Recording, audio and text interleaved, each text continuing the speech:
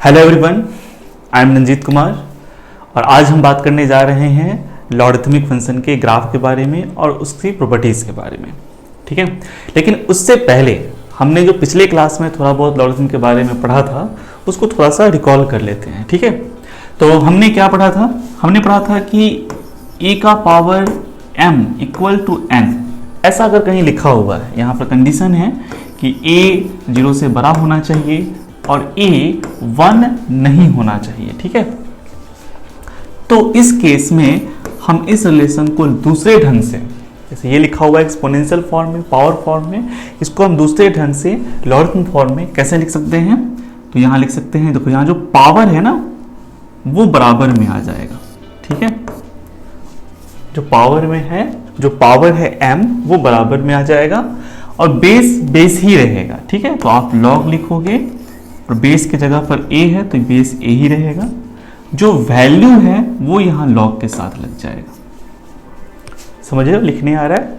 a का power m बराबर n है तो इस रिलेशन को कैसे लिखा जा सकता है? m equal to log a base पे n। इसमें आपने क्या देखा, जो पावर है वो बराबर में आ गया। ठीक है, वो वैल्यू बन गया और जो वैल्यू आ रही थी वो क्या हो गया, वो लॉग के साथ लग गया। बेस आपका जो बेस है वो बेस ही रहा, बेस जो है वो आपका वो बेस ही रहा। बेस यहाँ भी a था, वही a यहाँ पर आ गया। ठीक है, समझ में आ रहा है ना कैसे लिखना है इसको? जैसे कि फॉर एग्जांपल देखो यहाँ पर 2 का पावर, अगर कहीं पर लिखा हुआ है 2 का पावर 3 इक्वल टू 8, अब इसको लॉग के फॉर्म में कैसे लिखेंगे? तो जो पावर है वो बराबर में आ जाएगा। ठीक है, यहाँ लॉग लिखा जाएगा। बेस आपका बेस ही रहेगा, बेस 2 है तो 2, और जो वैल्यू है वो लॉग के साथ लग जाएगी। ठीक है, समझ में आ रहा है ना? इसी रिलेशन को दूसरे ढंग से ऐसे लिखा जाता है। तो a to the power m equal to, अगर n लिखा हुआ है तो हम लिख सकते हैं m equal to log a base पर n। ठीक है, ये लॉगरिथम की भाषा हो गई, है ना। यहाँ m क्या है? m क्या है? log a बेस पर, देखो log a बेस पर n क्या है? m। और m क्या है? m वो नंबर जिसको a पे पावर दिए थे तो n आया था।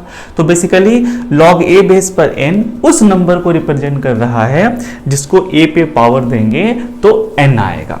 समझ रहे हो ना?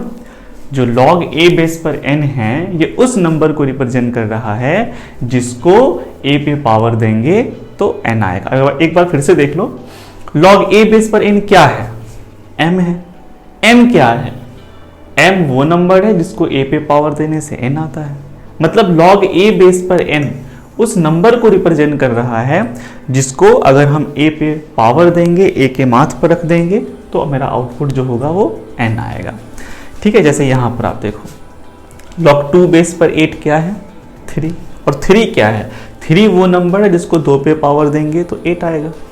समझ में आ रहा है ना? 3 वो नंबर है जिसको 2 पे पावर देंगे तो कितना आ जाएगा? 8 आ जाएगा। तो log 2 बेस पर 8 किसको रिप्रेजेंट कर रहा है? उस नंबर को जिसको 2 पे पावर देंगे तो 8 आएगा। तो आपको ये लिखने आना चाहिए। ठीक है, इस संबंध को इसमें और इसको इसमें कन्वर्ट करने आना चाहिए। ठीक है, एक बार मेरे साथ फिर से इस लेसन को कन्वर्ट करके दिखाइए कि कैसे हम इसको लिख सकते हैं। जैसे मान लीजिए कहीं पे लिखा हुआ है, क्या लिखा हुआ है?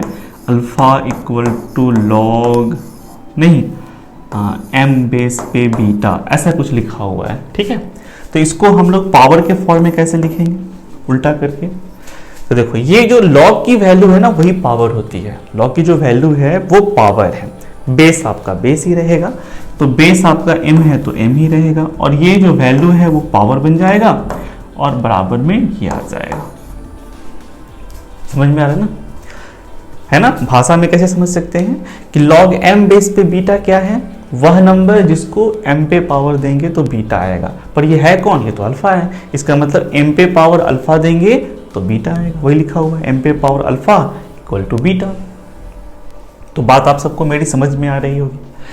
ठीक है, अच्छा फिर हमने पढ़ा था कि भाई यहाँ जो a है वही a ना यहाँ पर है, तो log a बेस पर n डिफाइन कब होगा?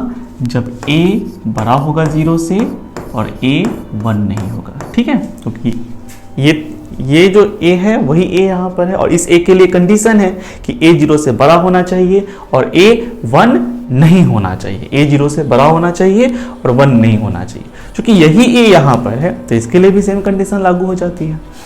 अच्छा, दूसरी बात n क्या है, n a⁴m की वैल्यू है और ये कभी निगेटिव नहीं होगी, जीरो नहीं होगी, मतलब ऑलवेज पॉजिटिव ही आएगी। तो फिर यहाँ पर जो n होगा वो भी हमेशा पॉजिटिव होगा, यानी n के लिए भी कंडीशन हो गया कि वो भी पॉजिटिव होना चाहिए। तो log a बेस पर n डिफाइन कब होगा, जब a 0 से बड़ा हो, a 1 नहीं हो और n यहाँ जो लिखा हुआ है, ठीक है, वो भी पॉजिटिव नंबर हो, वो भी आपका पॉजिटिव नंबर हो।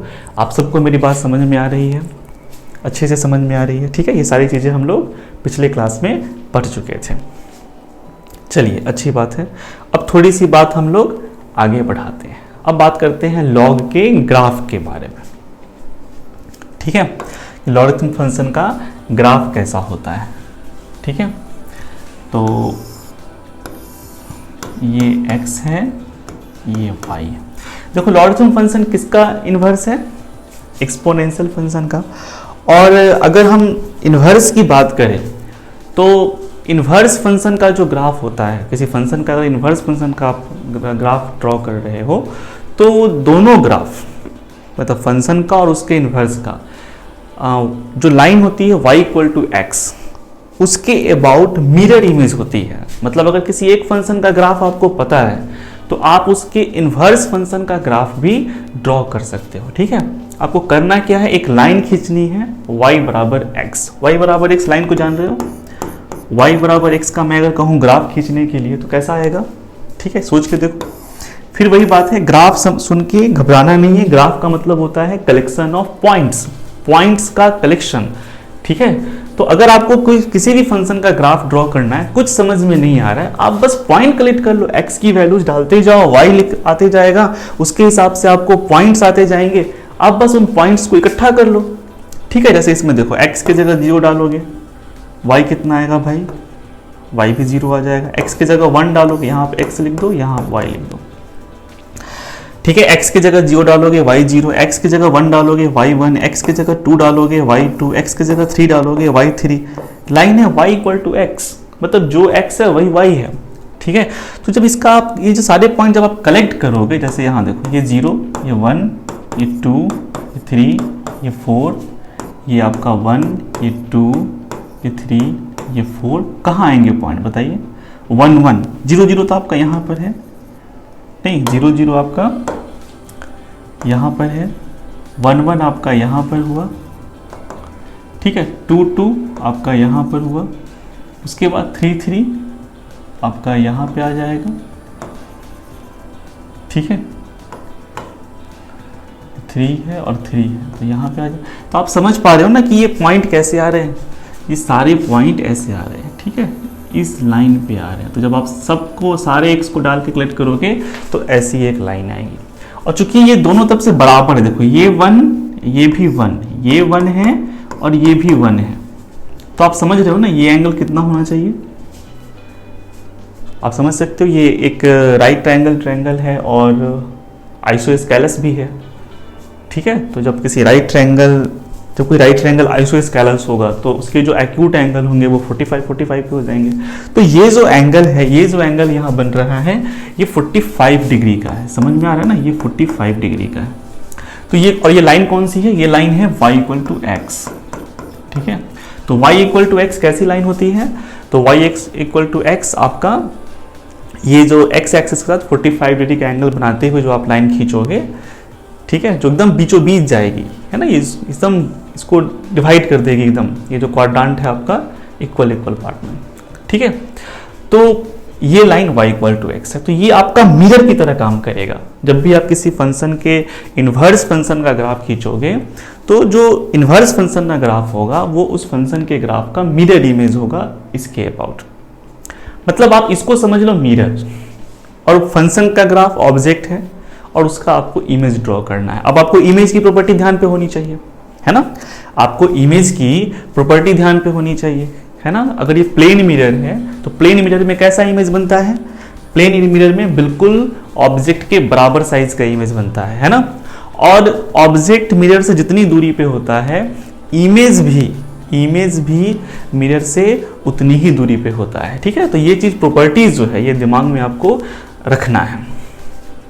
ठीक है, तो चलिए तो फिर हम लोग ड्रॉ करते हैं। हमारे पास एक फंक्शन है, कौन सा, y equal to A to the power x। ठीक है, ये एक्सपोनेंशियल फंक्शन है और इसी का इन्वर्स है y equal to log A base पे x। ठीक है, ये दोनों फंक्शन एक दूसरे का इन्वर्स है। अगर मुझे y equal to A to the power x का ग्राफ पता है तो मैं y equal to log A base पर जो x है उसका ग्राफ भी ड्रॉ कर सकता हूं। ठीक है, मैं उसका भी ग्राफ ड्रॉ कर सकता हूं। कैसे ड्रॉ कर सकता हूं, आप देखिए। चलिए तो हम थोड़ा सा इसको फिर से हम लोग बात करते हैं। ठीक है, फिर से एक्सिस ड्रॉ कर लेते हैं।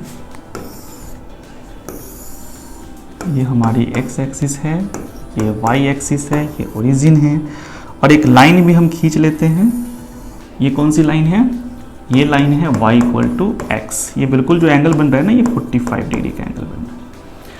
ठीक है, अच्छा फिर हमारे पास जो है हमारा एक्सपोनेंशियल फंक्शन, उसका हम लोग ग्राफ क्या करते हैं, ड्रॉ कर लेते हैं। ठीक है, उसका हम लोग ग्राफ ड्रॉ कर लेते हैं। तो दो केस आए थे ना उसमें, एक जब a 0 1 के बीच का हो। ठीक है, फंक्शन एक बार देख लो, फंक्शन क्या है, एक फंक्शन है y equal to A to the power x और एक फंक्शन है y equal to log A base पे x। ठीक है, ये दोनों एक दूसरे के इन्वर्स हैं। तो पहले मैं इसका ग्राफ ड्रॉ करूंगा, फिर मुझे आइडिया हो जाएगा कि इसका ग्राफ क्या होना चाहिए। ठीक है, तो इसका ग्राफ कैसा होता है, इसका graph y equal to A to the power x का ग्राफ अगर a 0 1 के बीच में हुआ तो कुछ इस टाइप का होता है। ठीक है, ऐसे आता है और ऐसे पैरेलल हो जाता है ना। और ये जो पॉइंट है, ये जो पॉइंट होता है, ये होता है 0 1। ठीक है, ये जो पॉइंट होता है, ठीक है, ये कौन सा पॉइंट होता है, 0 1। ठीक है, x equal to 0, y equal to 1। ये मैंने किसका ग्राफ ड्रॉ कर दिया, ये मैंने जो ग्राफ ड्रॉ किया है ये है y equal to A to the power x का। और ये किस केस में ड्रॉ किया है, जब a 0 और 1 के बीच में हो। ये सब मैंने पढ़ा चुका है, अगर आपने ये वीडियोस नहीं देखे हैं बैक वाले तो जाके आप उसको देखिए। ठीक है, क्योंकि मैं वो सब पढ़ा चुका हूँ। ठीक है, तो 0 1 के बीच में जब a होगा तब आपका, ठीक है, ग्राफ कुछ इस टाइप का आता है। अच्छा, अब हमको ड्रॉ करनी है इसका ग्राफ, है ना। तो ये जो फंक्शन है इसका जो ग्राफ होगा वो इस ग्राफ का मिरर इमेज होगा। तो हमको अब ना, ये हमारा जो लाइन है ना y इक्वल टू एक्स, ये मिरर का काम कर रहा है और ये ग्राफ ऑब्जेक्ट है। अब इसका हमें इमेज बनाना है। ठीक है, अब हम कैसे इमेज बना रहे हैं जरा उसको देखिए कि इमेज हमारा कैसा बनेगा। चलिए, तो सबसे पहले देखिए, यहां पर देखिए आप पे लाइन ऐसे आ रही है ना, तो इस पार्ट का पहले इमेज बनाते हैं। ठीक है, ये मिरर, और हम ये जो मिरर के इस तरफ जो ऑब्जेक्ट है इसका हमें इमेज ड्रॉ करना है। सोचिए इमेज कैसा होगा, ये ऐसा है तो इसका इमेज ऐसा होना चाहिए, है ना। ये ऐसा है तो इसका इमेज ऐसा हो चाहिए। लाइक ये देखिए कि मिरर है आपका, समझ रहे हो, ये आपका मिरर हो गया, ये ऑब्जेक्ट और ये उसका इमेज। ठीक है, तो इतने हिस्से का इमेज हमको ये आ रहा है। अच्छा, अब हम इसका इमेज ड्रॉ करते हैं। तो इसका देखिए ये ऐसे गया है। अब आप ना ये चेंज कर दो, इधर से सिल्वर्ड अब नहीं है, है ना। मिरर में एक हिस्सा सिल्वर्ड होता है ना, तो अब सिल्वर्ड इधर से नहीं, क्योंकि ऑब्जेक्ट इधर है तो अब मैंने इस साइड सिल्वर्ड कर दिया। तो अब ये आपका इमेज मिरर हो गया और ये आपका ऑब्जेक्ट है। तो इसका इमेज ड्रॉ कीजिए, कैसा होगा, इसका इमेज आपका ऐसा होगा। ठीक है, कैसा होगा बताइए, ऐसा होगा, है ना। ये जो लाइन है इसका इमेज है और ये जो लाइन है वो इसका इमेज। ठीक है, मतलब ये जो व्हाइट वाला ग्राफ आप देख रहे हो ये y equal to the power x का है और ये वाला जो ग्राफ है ये किसका है, ये y equal to log a base पर x, इसका ग्राफ ड्रॉ किया गया है। समझ में आ रहा है ना। तो ये जो आप देखते हो ये लॉगरिथम का ग्राफ, लॉगरिथम फंक्शन का ग्राफ है। और ये कब आया, जब a 0 1 के बीच में है। मतलब ये कब आएगा ऐसा ग्राफ, जब a 0 और 1 के बीच में होगा। ठीक है, तो ग्राफ कुछ इस टाइप का आएगा। ग्राफ ऊपर से नीचे आ रहा है, ठीक है, ऊपर से नीचे आ रहा है। अच्छा देखो यहाँ पे ये y के पैरेलल होता चला गया, मतलब y को कहीं नहीं काटेगा। y को काटने का मतलब वहां पे x 0, तो x तो कभी 0 होगा नहीं ना। log a बेस पर x तो तब डिफाइन है जब x 0 से बड़ा हो, तो x तो 0 होगा नहीं ना, इसलिए ये ग्राफ कहीं भी y एक्सिस को काटने नहीं जा रहा है। ठीक है, इस बात को दिमाग पे रखिएगा। तो ये जाके आगे पैरेलल हो गया हुआ है, तो ग्राफ कुछ इस टाइप का आ रहा है। ठीक है, समझ में आया? ठीक है, अब आप इसको याद रख सकते हो कि हाँ भैया, ठीक है, मैं इसको बना देता हूँ। आप इसको याद रखिए कि भैया अगर हमारे पास ये हमारा x एक्सिस है, ये y एक्सिस है, ये ओरिजिन है, और क्या, और अगर मेरा a 0 और 1 के बीच में है, अगर मेरा a 0 और 1 के बीच में है, तो लॉगरिथम फंक्शन का ग्राफ कैसा होता है? तो कुछ इस टाइप का होता है। ये पता है कहाँ कटेगा? यहाँ पे y 0 है, तो log की वैल्यू 0 कब होती है? 1 पे, है ना। तो असल में ये कटेगा 1 0 पे। ठीक है, और ये कुछ इस टाइप का ग्राफ होगा। ये किसका ग्राफ है? y equal to log a base पे x का। और आप यहाँ देख रहे हो कि फंक्शन का ग्राफ जो है वो ऊपर से नीचे आ रहा है, मतलब फंक्शन डिक्रीजिंग नेचर का। जितना बड़ा x लेते जाओगे उतना ही y आपका छोटा होता चला जाएगा। ठीक है, तो फंक्शन के बारे में अगर यहाँ कमेंट करना है तो आप कर सकते हो कि फंक्शन जो है यहाँ पे इस केस में, यानी function is what? Decreasing. Function जो है आपका डिक्रीजिंग है। कैसे? अच्छा, स्ट्रिक्टली डिक्रीजिंग है। स्ट्रिक्टली डिक्रीजिंग का मतलब हुआ कि अगर आप x को बढ़ाओगे ना, x को बढ़ाओगे, थोड़ा सा ही बढ़ाओगे, तो y भी थोड़ा सा ही सही पर घटेगा जरूर। ठीक है, तो फंक्शन इज स्ट्रिक्टली, ठीक है, तो स्ट्रिक्टली डिक्रीजिंग। नहीं कहते हैं सर हमारे बहुत स्ट्रिक्ट है, मतलब क्या कि थोड़ी सी भी गलती हो जाए ना तो माफ नहीं करते। एक होता है ना कि थोड़ा सा गलती जाने दो, इस बार माफ कर दिया। ठीक है, तो लेकिन ऐसा यहाँ पर नहीं हो रहा है, तो ये स्ट्रिक्टली डिक्रीजिंग है। मतलब थोड़ा भी अगर x बढ़ाओगे, अगर x आप बढ़ा रहे हो तो y को घटना ही घटना है। x अगर आप बढ़ा रहे हो तो y को घटना ही घटना है। ठीक है, ये चीज़ समझ में आ गई आप सबको? चलिए, अच्छी बात है। अब हम दूसरे केस वाला ग्राफ ड्रॉ करते हैं। ठीक है, दूसरे केस में कैसा था मेरा फंक्शन, बताइए। दूसरा केस क्या था? पहले तो ये बात कर लो, दूसरा केस क्या था? ये x, ये y। ठीक है, और जो दूसरा केस है वो क्या है? तो वो है कि a 1 से बड़ा है। a जो है वो 1 से बड़ा है, और हमें ग्राफ ड्रॉ करनी है y equal to a to the power x का। हमें जो ग्राफ ड्रॉ करनी है वो किसका ड्रॉ करनी है? y equal to a to the power x का। ठीक है, y equal to a to the power x और y equal to log a base पर x, ये दोनों एक दूसरे के इनवर्स फंक्शन है। ठीक है, चलिए, तो y equal to a to the power x का ग्राफ बताइए कैसा होता है इस केस में? तो इस केस में इसका जो ग्राफ होता है किसका?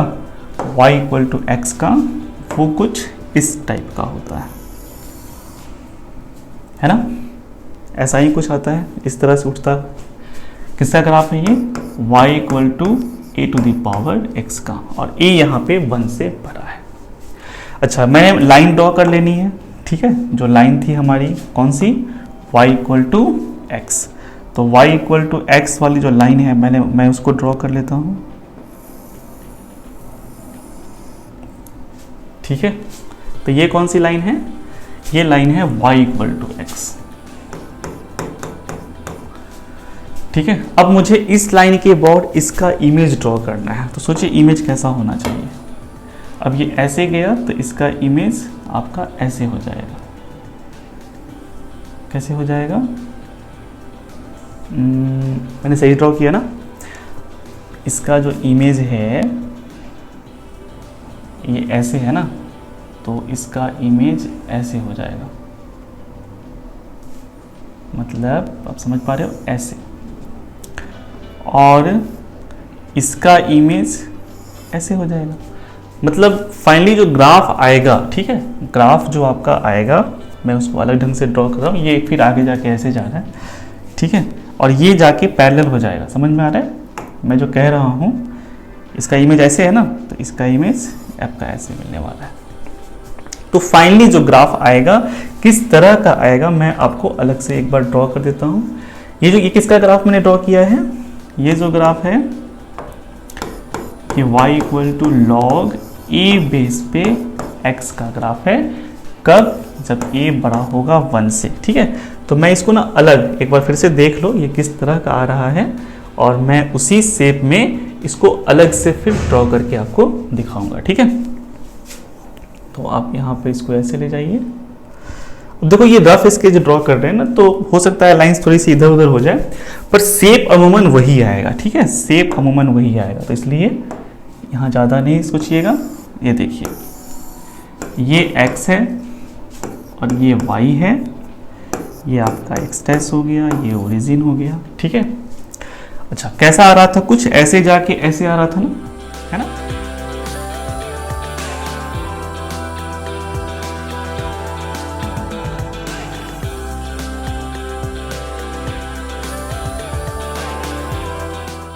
तो एक बार हम देख लेते हैं कि लॉग का ग्राफ हमें आया कैसा था। लॉग का ग्राफ हमें आया कैसा था? कुछ इस टाइप का आ रहा था, ऐसे जाके ऐसे आ रहा था, ठीक है।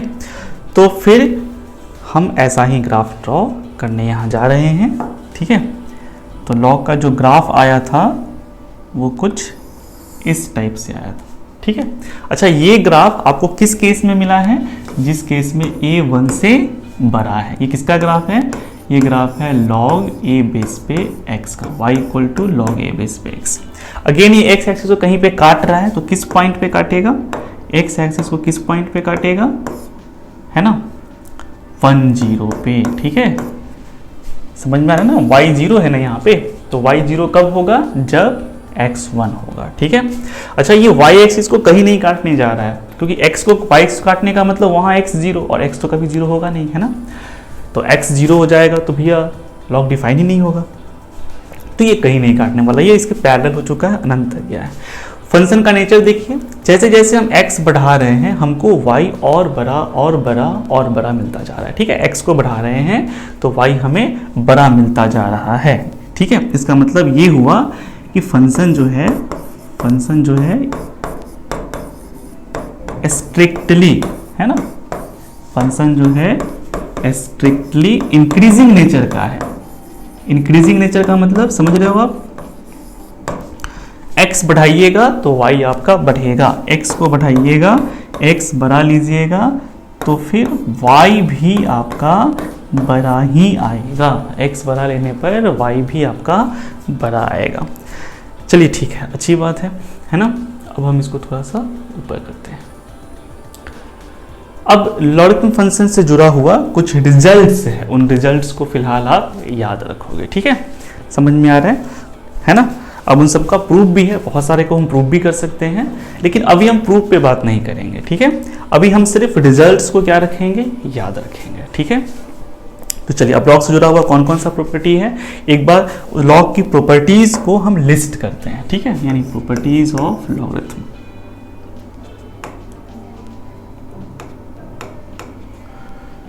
ठीक है, चलिए लिस्टिंग करते हैं। Properties of logarithm.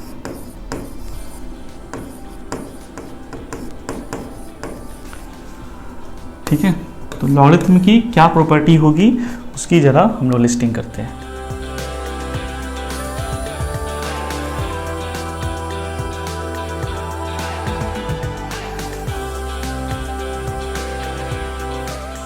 तो पहली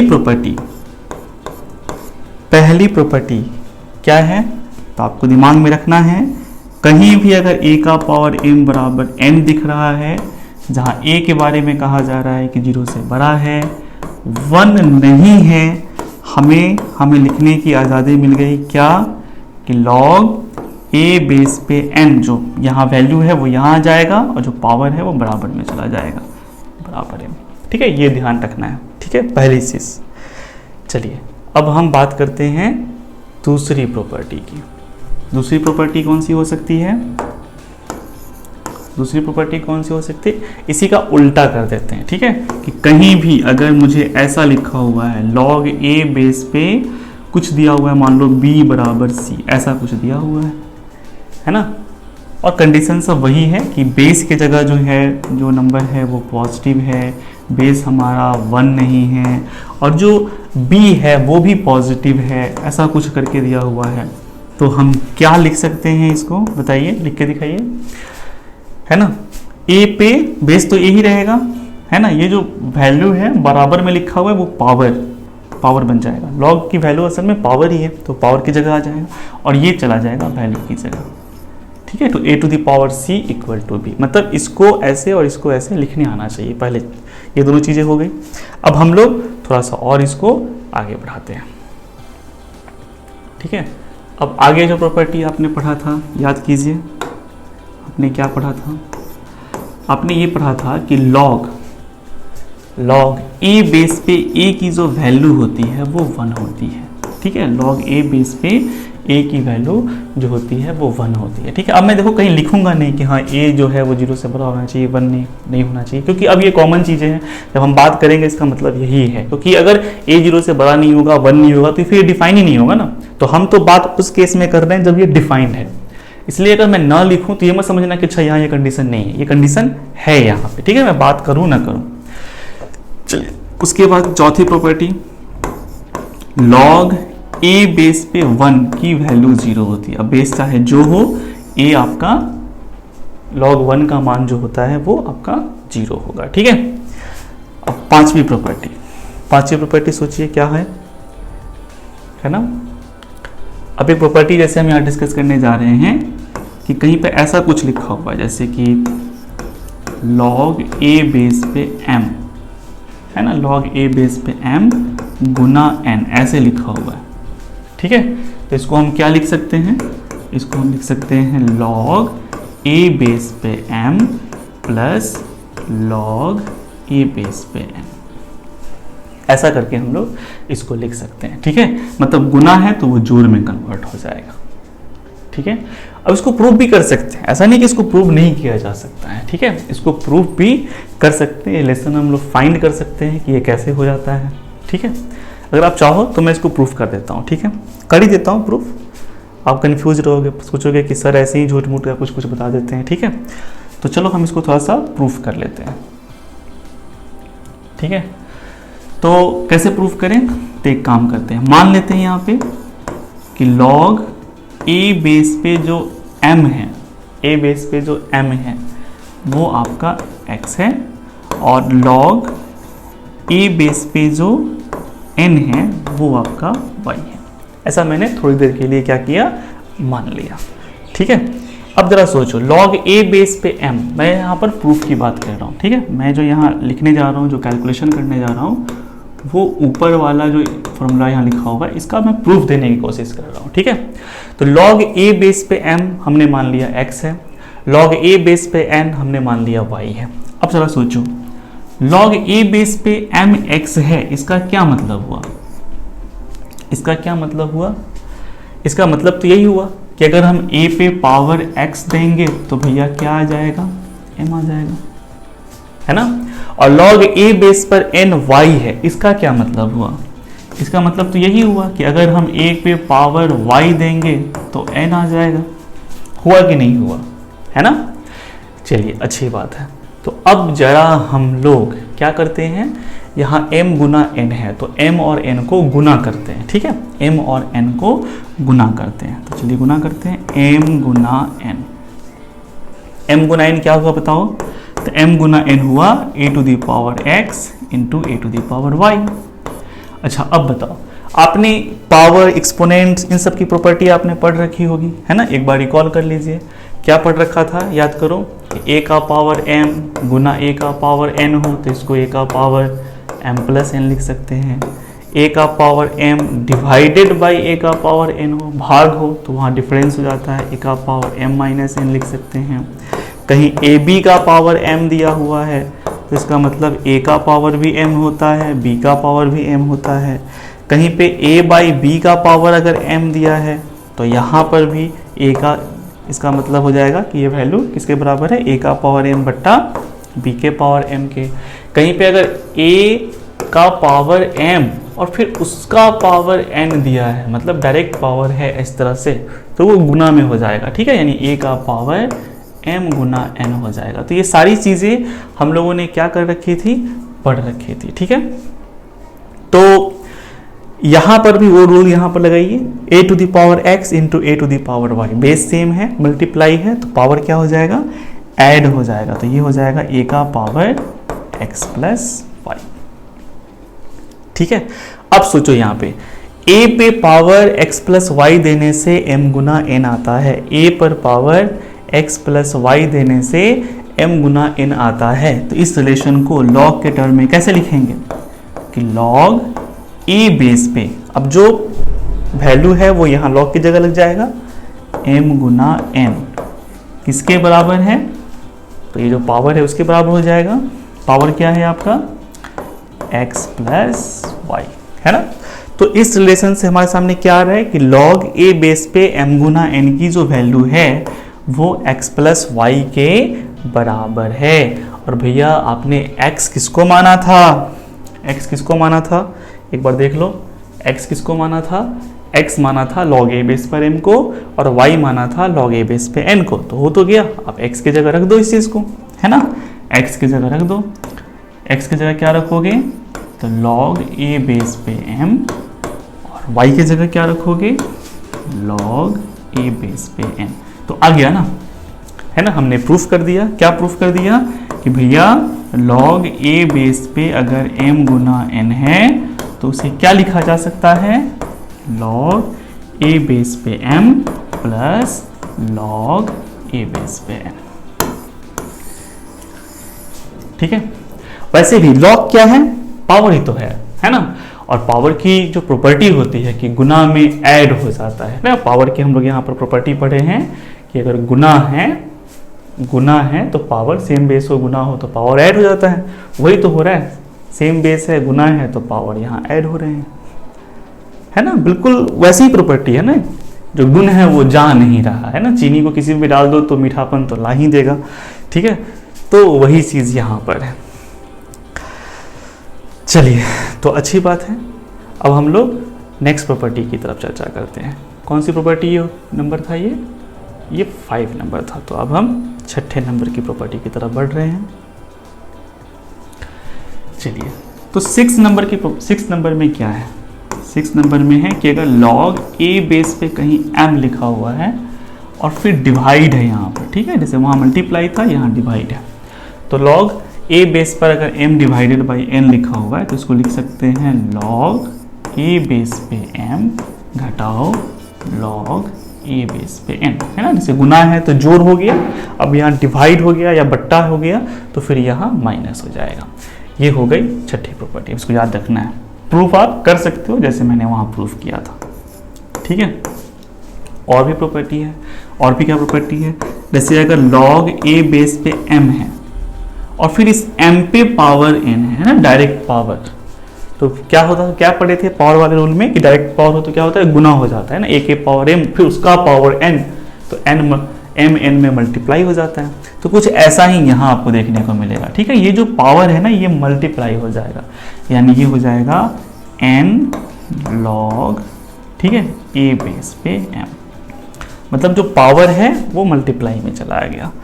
अब उस तरह से फिर अगली प्रॉपर्टी ध्यान रखिए, अगली प्रॉपर्टी क्या है, और मान लो यहाँ पावर था, अगर बेस पे पावर होता तो, है ना, जैसे हो सकता था log a पर पावर n, बेस जो है उस पर पावर n और m का आप मान निकाल रहे हो, तो अगर बेस पे पावर है तो उस पावर से डिवाइड हो जाता है, ठीक है, यानी ये हो जाएगा 1/n log a बेस पे m, ठीक है।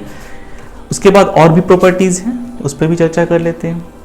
एक प्रॉपर्टी को बोलते हैं चेन रूल, है ना। चेन रूल क्या है उसको समझिए। यहाँ पे चेन रूल क्या है, जैसे अगर कहीं लिखा हुआ है log a बेस पे b और आप ना बेस बदलना चाह रहे हो, आपको a पसंद नहीं है या फिर कुछ दिक्कत है आपको, ठीक है, तो आपको ये चेन रूल जो है ना ये फायदा करेगा। अब इसको चेन रूल क्यों कहते हैं? क्योंकि इसमें कड़ियाँ, चेन कैसे बनता है, बहुत सारी कड़ियाँ होती है, एक दूसरे से जुड़ती चली जाती है और फिर एक चेन बन जाता है ना। तो इसीलिए इसको क्या कह रहे हैं, चेन रूल कह रहे हैं। ठीक है, समझ में आ रहा है? तो चेन रूल क्यों कहा जा रहा है? क्योंकि इसमें हम कड़ी जोड़ते चले जाएंगे। अब कैसे जोड़ेंगे वो देखिए।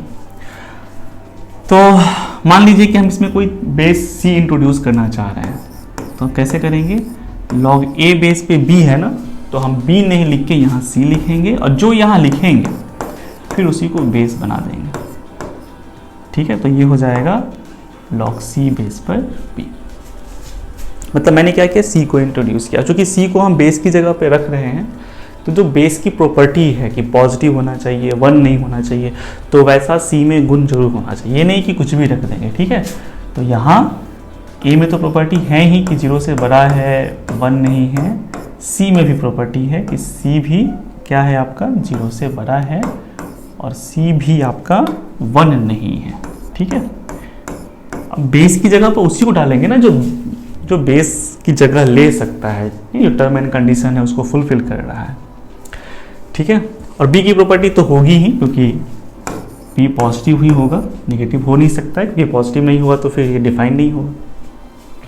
तो चलिए, तो हमने क्या किया, बीच में एक बेस सी को इंट्रोड्यूस कर दिया। ठीक है, आप चाहो तो लंबा बना सकते हो आप, मतलब बड़ा चेन बना सकते हो। बहुत चीज कड़ियाँ ज़्यादा जोड़ दोगे, चेन लंबी हो जाएगी। तो फिर जैसे यहाँ देखो, हमने क्या किया, ए बेस था, है ना, और हमने अपने से एक सी को डाल दिया। ठीक है, अपनी मर्जी से डाल सकते हैं। ठीक है, अब जब यहाँ सी डाला तो फिर एक सी बेस वाला यहाँ रखना पड़ेगा। अब हम कर क्या सकते हैं, या तो यहाँ फिर से बी लिख दें, नहीं तो हम चाहते हैं कि और लंबा बने चेन। ठीक है, कुछ और हम बेस इंट्रोड्यूस करना चाह रहे हैं तो वो भी कर सकते हैं। तो हम यहाँ पर मान लो किसी डी को डाल दिए। ठीक है, तो फिर हमें क्या करना पड़ेगा, फिर गुना करना पड़ेगा लॉग डी बेस पे। जो यहाँ डालेंगे फिर उसको यहाँ डालना पड़ेगा। अब हम या तो बी यहीं लिख के स्टॉप हो जाए, और नहीं तो हम कुछ और इंट्रोड्यूस करना चाह रहे हैं, तो चलो ठीक है, एक और ई को डाल देते हैं। फिर जब यहाँ ई डालेंगे तो फिर गुना लॉग ई बेस पे। अब हम चाह रहे हैं कि नहीं, अब हो गया, बहुत हो गया, तो अब स्टॉप करना चाह रहे हैं, तो फिर ये जो बी है ना, इसको अब यहाँ लास्ट में लिख देंगे। ठीक है, तो आप चाहो तो चेन को और भी लंबा कर सकते हो, है ना, लेकिन ध्यान रखना यहाँ जिसको भी बेस की जगह डाल रहे हो उसके अंदर वो बेस की प्रॉपर्टी होनी चाहिए कि वो पॉजिटिव हो और 1 नहीं हो, वरना लॉग आपका अनडिफाइन हो जाएगा ना। तो ऐसा काम नहीं करेंगे। इसको कौन सा रूल बोलते हैं, इसको बोलते हैं चेन रूल। ठीक है, इसको हम चेन रूल कहते हैं। ठीक है, अच्छा चलिए, यहां से ना एक और फॉर्मूला निकल के आ रहा है, आप देखो ध्यान से। ये जो रिलेशन है इससे आपको एक और नया रिजल्ट देखने को मिल सकता है। ठीक है, क्या मिल सकता है, इसे क्या लिखा हुआ है बताओ, लॉग ए बेस पे बी है। आपने क्या किया, यहाँ पे खुद से ये 10 नंबर में इसको दे देता हूँ, है वही चीज। ठीक है, जो 9 में पढ़ रहे हैं वही 10 है, बस हल्का सा अंतर है लिखने का। तो वो देखिए, लॉग ए बेस पे बी बराबर लिखा हुआ है, और आपने इसको क्या लिख दिया कि लॉग ए बेस पे सी इंटू लॉग सी बेस पे बी, है ना। अब जरा एक काम करते हैं, हम इसमें से इसको, ये जो भाई साहब है लॉग ए बेस पे सी, इसको नीचे ले आते हैं यहाँ पे, लॉग ए बेस पे बी बट्टा लॉग ए बेस पे सी बराबर, देखो तो क्या बच गया वहाँ पे, लॉग सी बेस पे बी। अब दोनों को कंपेयर करो, यहाँ ए बेस है, यहाँ ए बेस है, गायब हो गया, सीधे ऊपर में बी था, नीचे में सी था, नीचे वाला बेस बन गया, ऊपर वाला वो, मतलब नीचे वाला नीचे रह गया, ऊपर वाला ऊपर रह गया। ठीक है, समझ रहे हो ना। तो ये भी एक प्रॉपर्टी हो गई, ये भी एक प्रॉपर्टी हो गई। ठीक है, हम इसको 10 नंबर वाली प्रॉपर्टी बोल देते हैं। ठीक है, आप इसको उल्टा करके भी समझ सकते हो, है ना, आप इसको उल्टा करके भी समझ सकते हो। जैसे उल्टा करके समझो, यहाँ पे क्या समझ सकते हो कि कहीं पर लॉग सी बेस पे बी लिखा हुआ है और हम चाह रहे हैं कि इसमें कोई ए इंट्रोड्यूस कर दे बेस को। ठीक है, तो सीधा सीधा लॉग यहाँ नीचे ए लग जाएगा, द बेस की जगह ए आ जाएगा, ऊपर वाला ये दोनों जो है ना ऊपर नीचे दोनों है, तो ऊपर वाला ऊपर न्यूमरेटर की जगह रह जाएगा, नीचे वाला डिनोमिनेटर की जगह चला जाएगा। तो लॉग ए बेस पे बी बट्टा लॉग ए बेस पे सी, देखो है ना, मैंने क्या क्या समझ में आ रहा है ना। लॉग ए बेस इंट्रोड्यूस कर दिया, यहाँ पे बेस हट गया आपका, बेस पहले सी था, अब बेस ए दिख रहा है यहाँ पे, ठीक है, मतलब अब बेस ए हो गया, पहले सी था अब क्या है ए है, बी अपना ऊपर रहा, सी आपका नीचे रहा, ठीक है, ये ध्यान पे रखना है। इसको बोलते हैं बेस चेंज फार्मूला, इसको क्या कहेंगे बताओ, बेस चेंज फार्मूला, कि बेस को चेंज करने का ये फार्मूला है। अगर आपको बेस पसंद नहीं है, नहीं अब गाना है ना बेबी को बेस पसंद है, तो यहाँ पे अगर आपको बेस पसंद नहीं है तो फिर आप ना क्या कर सकते हो, ये फॉर्मूला लगा सकते हो, ठीक है। तो ये बहुत कमाल का रिजल्ट है, इसको भी आप ध्यान पे रखिएगा, है ना। चलिए अच्छी बात है, ठीक है। चलिए और भी रिजल्ट्स हैं, है ना, और भी रिजल्ट्स हैं, जैसे इनइक्वालिटी वगैरह के रिजल्ट्स हैं, तो उसे भी आप ध्यान पे रख सकते हो, ठीक है। जैसे फॉर एग्जांपल मैं एक लिख देता हूँ यहाँ पे, ये 10 नंबर था, अब मैं ये 11 नंबर का एक लिखता हूँ। जैसे मान लो कहीं लिखा हुआ है लॉग ए बेस पे m, लॉग ए बेस पे m बड़ा है लॉग ए बेस पे n, और a के बारे में कहा जा रहा है कि a के बारे में कहा जा रहा है कि ये 1 से बड़ा है। तो हमने पढ़ा है कि लॉग जो होता है, लॉगरिथम फंक्शन जो होता है, जब बेस 1 से बड़ा होता है उस केस में इंक्रीजिंग नेचर का होता है ना, यानी अगर वैल्यू बड़ी होगी तो लॉग की वैल्यू भी, और इनपुट अगर ज़्यादा बड़ा होगा तो लॉग की वैल्यू भी ज़्यादा बड़ी होगी। तो ये तो इंक्रीजिंग फंक्शन है, तो इसमें से अगर m बड़ा हुआ, m अगर n से बड़ा हुआ तभी ये लॉग की वैल्यू भी बड़ी हो सकती है, राइट। तो इसका मतलब क्या हुआ कि आप यहाँ सीधा सीधा किस निष्कर्ष पे पहुँच गए कि जरूर m बड़ा होगा n से। इसमें कह रहा है कि लॉग की वैल्यू अगर बड़ी है, लॉग m की वैल्यू लॉग n की वैल्यू से बड़ी है, तो 100% m बड़ा रहा होगा n से, क्योंकि फंक्शन इस केस में क्या होता है, इंक्रीजिंग होता है। लेकिन अगर, ठीक है, अगर, ठीक है, लॉग ए बेस पे m बड़ा है लॉग ए बेस पे n ऐसा लिखा हुआ है, लेकिन a के बारे में कहा जा रहा है कि ये 0-1 के बीच का है, तो भैया इस केस में तो फंक्शन डिक्रीजिंग होता है, यानी जो बड़ा, अगर m बड़ा हुआ n से तो फिर लॉग की वैल्यू तो छोटी आ जाएगी, है ना। तो अगर बड़ी है आई है, इसका मतलब वो छोटी वैल्यू रही होगी, ठीक है। तो यहाँ से हम सीधा सीधा निष्कर्ष क्या निकाल सकते हैं कि m छोटा है n से। अब इसको याद रखने का तरीका क्या है कि अगर बेस सेम है और इस तरह से दिया हुआ है, अगर बेस 1 से बड़ा है तो आप ये लॉग वॉग भूल जाओ, इनइक्वालिटी का साइन वही रहेगा। और अगर बेस 0-1 के बीच का है तो फिर आपको इनइक्वालिटी का साइन पलटना पड़ेगा, ग्रेटर देन को लेस देन बनाना पड़ेगा, ठीक है। तो ये लॉ की प्रॉपर्टीज है। अब हम कुछ सवाल बनाते हैं, समझ में आ रहा है ना, कुछ सवाल बनाते हैं, उस पर चर्चा करते हैं, ठीक है, और प्रॉपर्टी से सॉल्व करेंगे। हम जान रहे हैं कि इसकी वैल्यू ये होगी, लेकिन हम उसको कोशिश करेंगे कि प्रॉपर्टी से बनाएं, ठीक है। जैसे एक सवाल मैं आपको दे रहा हूँ, जरा इसकी वैल्यू बताइए। जैसे log 3 बेस पे 81 है, अब आप इसकी वैल्यू डायरेक्ट बता सकते हो, है ना। log 3 बेस पे 81 क्या है, ये वो नंबर है जिसको 3 पे पावर देंगे तो 81 आए। आप सबको पता है कि वो कौन है, या 4 है ना। 3 का पावर जो 4 होता है, 3 का पावर जो 4 होता है वो तो 81 होता है ना। तो आप तो डायरेक्ट इसको लिख सकते हो, लेकिन मैं चाह रहा हूँ कि इसको थोड़ी सी प्रॉपर्टी वगैरह यूज करके तब इसकी वैल्यू लिखें। तो एक काम करते हैं, log 3 बेस है, 81 को क्या लिख सकते हैं, 81 को लिख सकते हैं 3 का पावर 4, है ना। 81 को ये लिखा जा सकता है। अब फिर हमने log में ही एक प्रॉपर्टी पढ़ रखी थी, आप देखो यहाँ पे प्रॉपर्टी यहाँ होगी लिखी हुई, ठीक है। कौन सी प्रॉपर्टी, ये वाली। आप ये वाली जो प्रॉपर्टी है उसको ध्यान से देखो। इस प्रॉपर्टी में क्या दिखाया गया है, log a बेस पे m का पावर अगर n है तो n क्या हो जाएगा, मल्टीप्लाई में आ जाएगा, है ना। तो हम इस प्रॉपर्टी का इस्तेमाल करके तब इसको थोड़ा सा सॉल्व करके देखते हैं कि क्या आता है।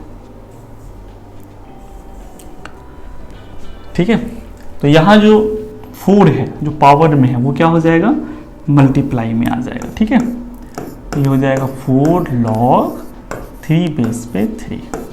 अच्छा अब बताइए log 3 बेस पे 3 की वैल्यू कितनी होगी, 1। ये भी प्रॉपर्टी हमने पढ़ा था, सेम बेस हो, मतलब जो बेस है वही वैल्यू, उसी पे वैल्यू निकाल रहे हैं तो 1 आना है।